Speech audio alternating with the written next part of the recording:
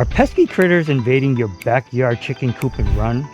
Are you missing eggs or waking up to dead or injured chickens? Maybe you're seeing holes being dug up every single night. Maybe you're sharing with the community of rodents, even though you've covered them up the day before. Or what about your feed? Are you going through that faster than you're anticipating? Today, I'm going to talk about the steps that I took, ordered from 1 through 4, in preventing those annoying pests from infiltrating my coop and run. You're going to want to pay close attention to my second and fourth step, because those two steps are what really made the difference in deterring the pests from entering my coop and run. And you're going to want to do a combination of all the things that I'm about to list off, because doing just one or two of these things is not going to prevent the return of the hungry critters.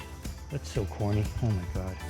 Because those two steps are what really made the difference in deterring the pests from entering my coop and run. So let's get into the steps that I took from 1 through 4.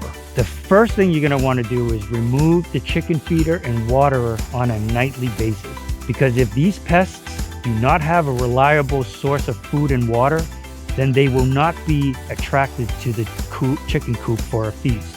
However, to me, this is merely just a band-aid and does not address the primary issue.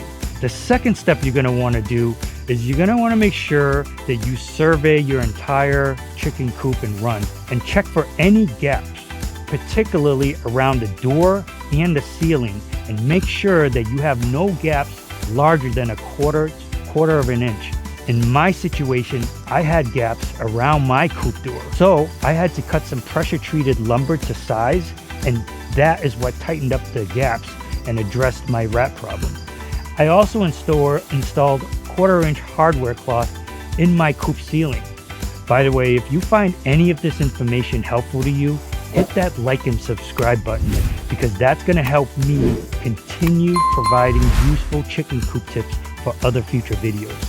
The third thing I did was I added a soft set of decorative lights, and that is what helps deter critters from wanting to go near your coop and run. Rodents like rats and mice, they're nocturnal hunters that prefer to eat dinner at night, where there are no lights or very low light conditions. The fourth thing you're going to want to do is you're going to want to install some quarter-inch hardware wire all around the perimeter of your chicken coop and run.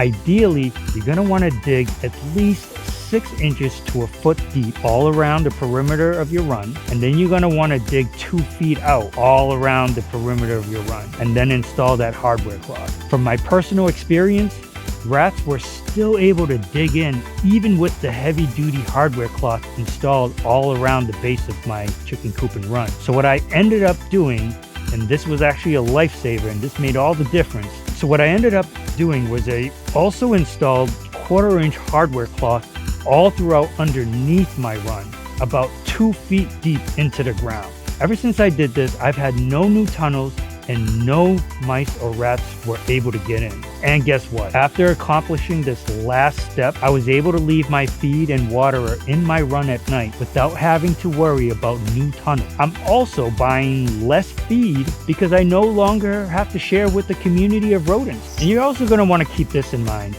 All the steps that I've laid out are specific to preventing rodents from entering your coop and run. There's a whole other set of steps you'll want to take to prevent the much larger predators, your bears and your foxes and your neighbor's dog.